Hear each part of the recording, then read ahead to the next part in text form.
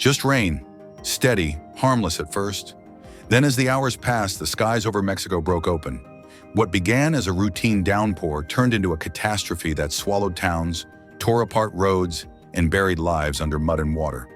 Within days, rivers that once nourished the valleys became raging monsters, and by the time the clouds cleared, at least 28 people were dead, dozens missing, and thousands left without homes. This is how the flood came. Silent, steady, unstoppable.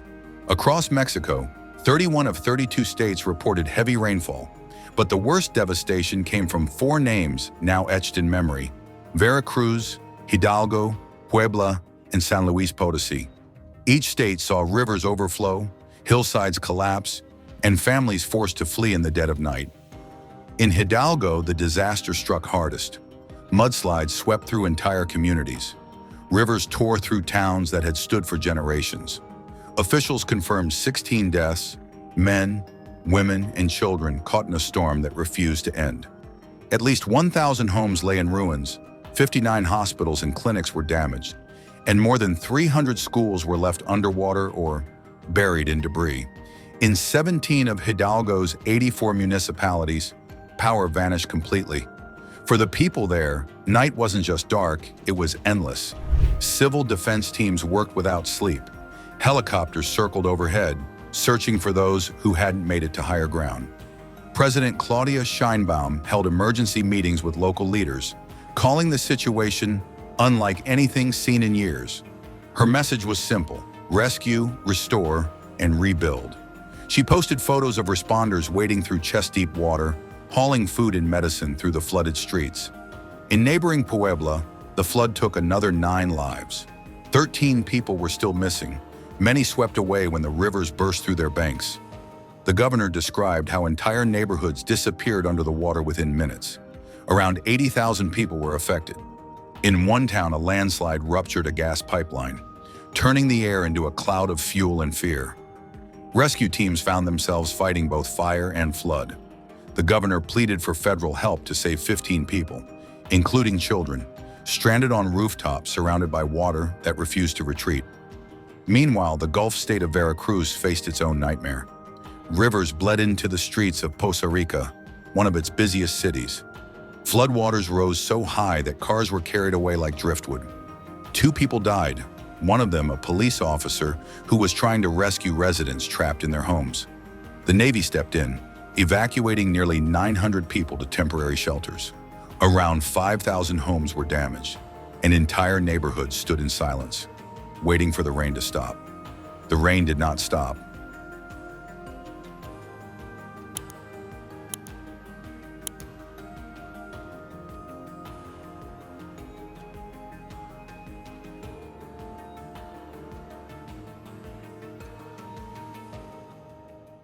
Across 6 states, nearly 1,000 kilometers of roads were damaged or destroyed.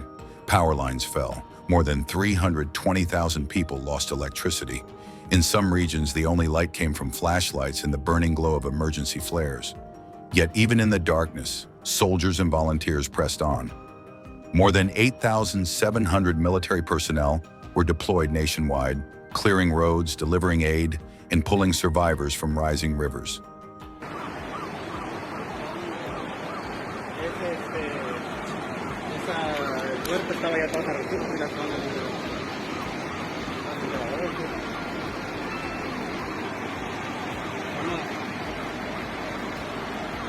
But the floods weren't nature's only weapon.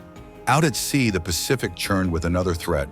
Tropical storm Raymond was gathering strength just off the coast.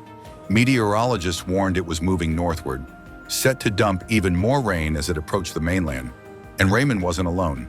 It followed Tropical Storm Priscilla and post-tropical cyclone Octave, 3 systems in a single week, each throwing new waves of water toward a country already drowning.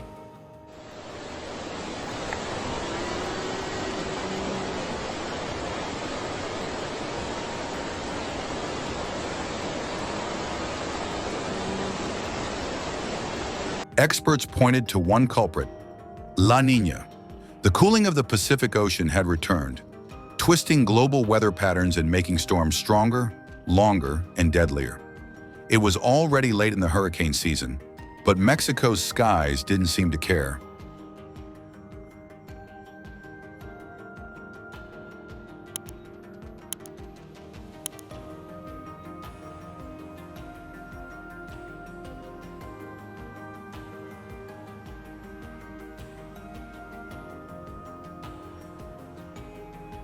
In Puerto Vallarta, the ocean itself turned violent.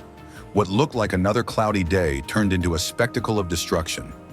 Waves rose more than 15 feet high, crashing into the city's boardwalk. Streets turned into rivers.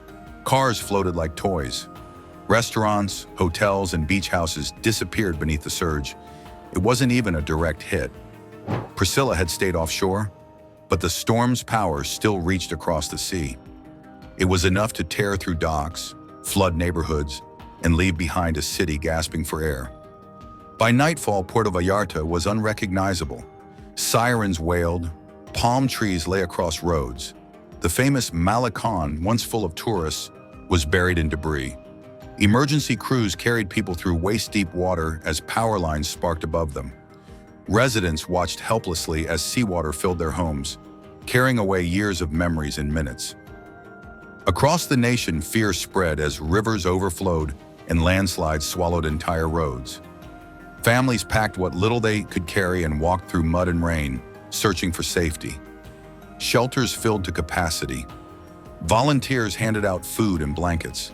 The government pledged to restore power and rebuild roads, but everyone knew it would take weeks, maybe months before life could return to normal.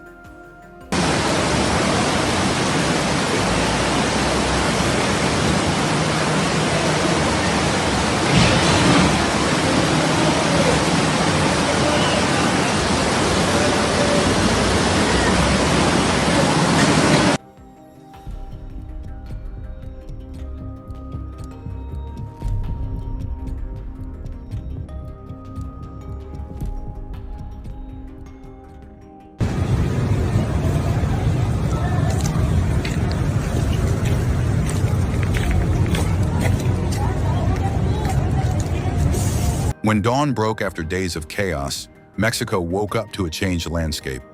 Hillsides were scarred, cities still flooded, and the air smelled of wet soil and gasoline. In Veracruz, teams began clearing debris from highways that had turned into trenches. In Puebla, rescuers dug through collapsed houses searching for the missing. In Hidalgo, water lines on the walls showed just how high the flood had climbed. But amid the devastation, stories of courage emerged. Soldiers carrying children across raging waters, neighbors forming human chains to reach trapped families, fishermen using their boats to ferry people to safety. Mexico's resilience, tested again and again by nature, refused to break. Por favor, alguien que lo ayude, por favor, se quedó ahí. Manden el video, por favor, para que alguien lo ayude. Meteorologists warn that what happened this year might be just the beginning. Climate change, rising ocean temperatures, and shifting air currents are turning ordinary storms into deadly events. In 2025, Mexico City itself recorded its highest rainfall in history, and experts fear that the next wave of storms could be even stronger. Still, the people stand.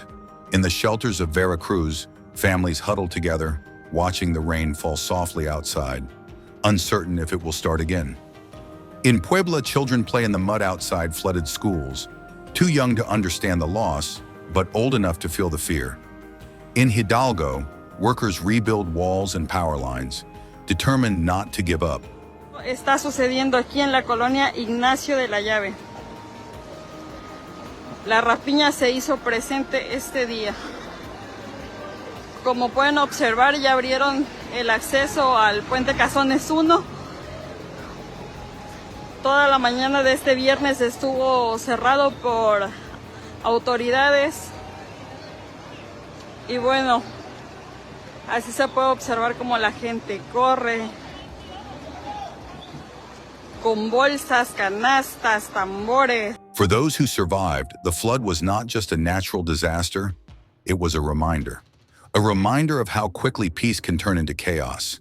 How rivers, once a source of life, can rise against the land that depends on them. And how a nation's strength isn't measured by the storms it faces, but by how it rises after them. That's all for today. Don't forget to like and subscribe for more clear and calm reports on extreme weather events. Hit the bell icon so you never miss an update. Please note that some footage in this video is for illustrative purposes and may not depict the exact events described. Thank you for watching and stay safe.